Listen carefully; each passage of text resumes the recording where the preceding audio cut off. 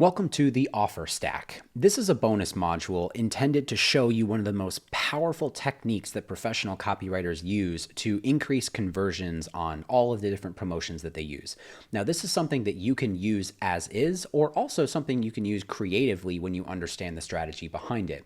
Essentially, what you're doing is making your offer bigger and better than it normally would be if you're just offering one thing. So let's dive right in. The first part of the offer stack, when you're writing any piece of copy, begins with the recap. So the recap is essentially taking the reader or the viewer that came through your advertisement and showing them what you've already done for them. This is how you do it. First off, you briefly summarize your main points. If you've educated them, like in the form of a webinar, or if you told them something interesting or newsworthy in the form of a video sales letter, or maybe you've really articulated your points very clearly about buying your products in a brochure or a sales letter, you want to briefly summarize your main points. You tell them what you told them in a military way. You basically bring them back to the point of everything that they should have learned. And what this does is allow them to process the information they just went through. Most people only remember either the first thing or the last thing they were told. By recapping, you make it fresh in their mind again. And this also shows that you were able to keep your promises, because in sales copy, you're going to be making promises throughout the copy on things you're going to show them or things that they can benefit from. The recap shows that you kept those promises. And finally, you get to ask them at this time if they got something from the message. When you're asking them, you're reaching out of whatever you've written or whatever you're saying on your advertisement and connecting with them at a much more powerful, intimate level. You're saying, hey, did you truly get something from this? Did you get the value that you wanted from this advertisement? And then that almost always, if you've done your job as a copywriter and an advertiser, is yes. The answer is yes. Once you're done with the recap, you move into the transition. Now, this is where you've gone from either telling about your product or service, talking about the solutions, talking about the problems and the issues, or bringing up newsworthy content, and now you're transitioning into a true hard-hitting offer. These are the different ways you can do that. You can either say, let me ask you a question. And then when you ask this question, you are essentially opening the door and saying, let me ask you a question. If you got value from this, would you be willing to hear what else I can do for you? Or would you be willing to hear about an offer I have regarding this? That question opens things up and allows them to say yes to hear about what's coming next. They have two choices at this point. They can drop out of the thing and they can, leave and never come back, or they can continue to listen. You can even spell that out directly if you really want to hit them hard. You can say, right now, the content portion of this presentation is over, but if you're interested in hearing about a way that I can help you even deeper, then please stick around. Or then give me 5 minutes and I'll show you this awesome offer. Just by giving them permission to drop off or to stay is an incredibly powerful conversion tool, because what it does is you will see two types of people. You'll see a drop off of viewers at that particular time, and then you are going to see people who stick around until the very, very end, who are much more active and likely to convert. Now, this last thing obviously is, can I share something that will make the solution easier, faster, cheaper, or better based on how you've communicated in your copy? This is you asking the question to give them permission, or for them to give you permission to go further. The next part of the offer stack is to announce your product. So after you've gotten permission, you announce what you have. Then you describe in detail what they're going to get. These are the main deliverables. If you're selling a course or coaching or a product or service or a trip, whatever you're selling, these are the main deliverables of what they're going to get. Then you're going to go into the specifics. You're going to go into the big stuff, like how many modules are in the program, how many coaching sessions they get, what different pieces of the service are they going to receive, ancillary stuff about the product, like features or benefits of the product they're buying, things like that. This is your time to really outline the true and specific benefits of what you're selling. Then, after you've gone through the specific parts of your product, immediately jump into at least 3 case studies of people who used your product or service or course effectively and got an amazing result. This is your time to trot out your absolute best customers or clients. Once you've done that, then you're able to jump into this very powerful next section, which is you outlining who this product or service works for.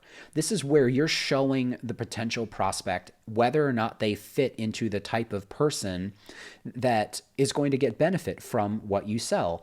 And what this does is destroy the number one objection that almost every single prospect has. That number one objection is the question, will this work for me?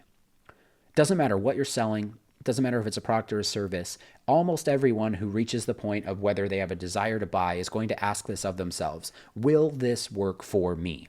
And this is your time to show people this is who this works for and destroy that number one objection.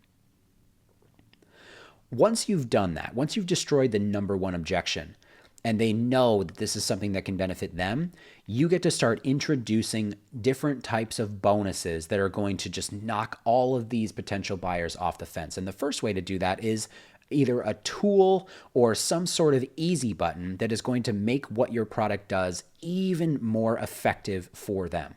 Now, if you have a software or if you have something that you can include as a piece, an additional thing you can add to your product or service, something additional that they didn't expect, that's what we're looking for here.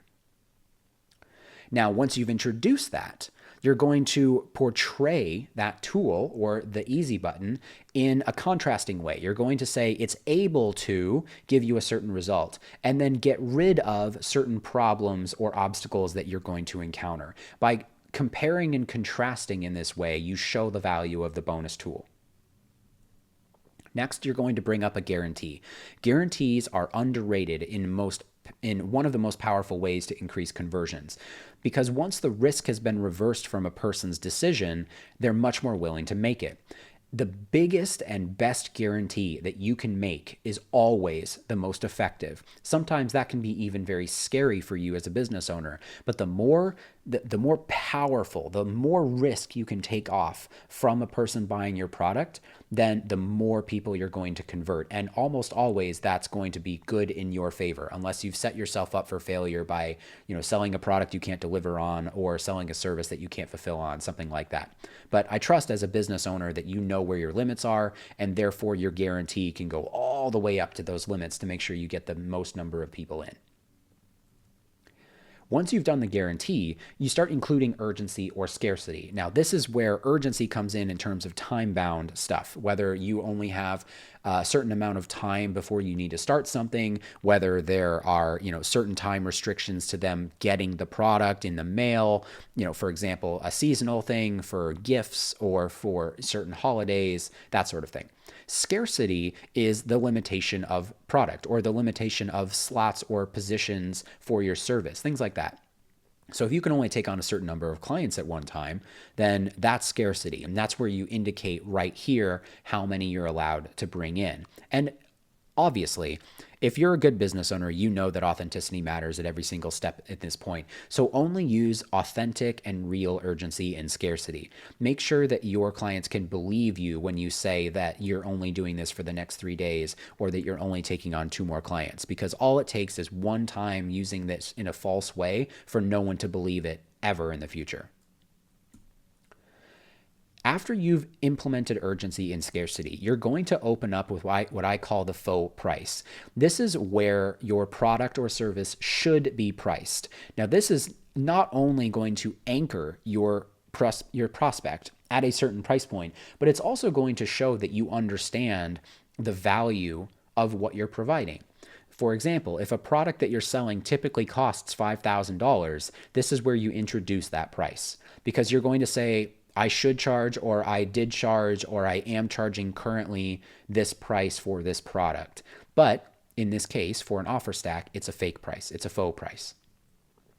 And this, the next part, the price drop, is where you start to give reasons why the price for this moment or during this offer is lower than what the original price should be or what the fair price should be. This is eliciting a deal reaction in your buyer and making it all the more urgent to buy this program right now or to buy this product or this service right now. Once you've dropped the price down, then you're going to start bonus stacking. You're going to start showing that even though they're getting this product or service at a lower price than they expected to get it, they're also going to get additional value on top of what they originally expected. And then finally, you're going to implement certain closes in order to make them take action right away. This is a very short list of different types of closes, and we're going to talk about each one of them and how to use them. So the first one is money is good. If you're selling some sort of ROI component or whatever you sell has the opportunity to either save or make the person money, then use this close. You simply say there's nothing wrong with money. Money is not the root of all evil. Money is the cash flow or lifeblood of your business, and getting more of it or saving more of it is a good thing. So why would you hesitate right now on making this happen? The next one is called information alone. Information alone is where if you've educated them in some way, you get to call them out on it. You get to say, look, I just gave you all of the tools, but that's not effective if you don't do anything with them. So please buy this product right now and do something with the information I gave you. The us versus them is showing that your company, your program, your brand, whatever it is on the side of the consumer versus companies or brands that may not be on the side of the consumer or may be for their own side. You get to compare and contrast your competition at this point by looping yourself in with the people who are buying your product. Now, the only excuses one is exactly what it sounds like. Things like common excuses like time or, not being right for me or doing something like that. This is where you call out in a very active sense those excuses that cause people not to buy and literally say those are only excuses to cause you to procrastinate or not do the thing that you want to do. Disposable income is a sneaky one where you can say, look, money replenishes. Money down there, you can also see the same kind. Money replenishes, or right now you have a certain amount of disposable income. That's going to come back, but what's not going to come back is this opportunity right now. Money or excuses, again, showing them the outcome, the positive outcome versus what their excuses could bring them. The handhold is by reaffirming to them exactly what you're going to do and how you're going to help them every step of the way. The reluctant hero is where you're saying, look, I didn't ask to be the person who provides this opportunity, but I was shown a way to help a certain group of people, which is your prospect, and therefore I'm going to do that because it's the right thing to do. That way you're showing them that you're doing this for a greater reason. Money replenishes is the same thing as disposable income. You just phrase it in a different way and say, look, you're always going to get more money. Money is something that continuously renews to meet the need, but what you're not going to get is this opportunity. You have two choices, either leave or take action. You can say goodbye and say, look, this is the last slide you're going to see. You have to take action right now. And if you only got is where you get to start outlining, if you only got this outcome, which is obviously better and more valuable than the price of the program, it would still be worth it. But you're also getting all of this stuff. Breaking old habits is calling out a psychological reaction where if they have a habit of watching stuff and not taking action, you call them out on it right there. Now and later is you take action now, you get results later, or you can not take action now and you'll have no results later. And the close is similar to say goodbye, where you're like, okay, this is the final slide. We're getting off right now. You must take action or you're going to lose all the bonuses. So in 3, 2, 1, gone. When we go over to the right-hand side, we're grabbing pieces of closing techniques that are good for salespeople that you can incorporate into your sales copy. So with opinions count, the salesperson is going to look at the prospect that they're talking to and ask them their opinion about something and say, if it had this thing, would you buy? Do you like this thing? Does that make you want to buy it? Things like that. You can use that type of language in your copy by saying, a lot of people have said this, or a lot of people had wanted this feature, so we added it and that's going to be really valuable. Or, most people like the red version, so we added a red version. And that's how you're going to close into here. The sharp angle close is where you say something very direct in the sense that if somebody has a certain objection or if they have a certain desire and you know that the prospect's going to ask that, you say, look, if the product did this for you, would you buy it right now? The salespeople are going to ask that directly to a prospect, but you and your sales copy can say, if this product did just this for you, would you buy it right now? Because if the answer is yes in their mind, then it's going to give them additional reasons to buy. The assumptive close is just saying, hey, I'm glad you joined, or hey, I'm super glad that you're going to be part of this community. I'm excited to see you inside. All of that. Something for nothing is offering a freebie. The bonus stack does this for you, but you can also say, look, because this is a live webinar, because this is, because you're on my special page for a video sales letter, because you're reading my private letter, if it's a sales letter, then I'm going to give you this extra thing. I'm going to give you this thing that nobody else does, and that's going to help close the thing. The Ben Franklin close is actually pretty simple. You just line up the pros and the cons of buying the product, and you can line it all out. This one's really cool when you put it into sales copy because you can put on the pro column all the benefits and awesome things for your product, and you could put on the con column some of the things they might be thinking to themselves, like might not have enough money for it, or like it could be expensive if you look at it this way.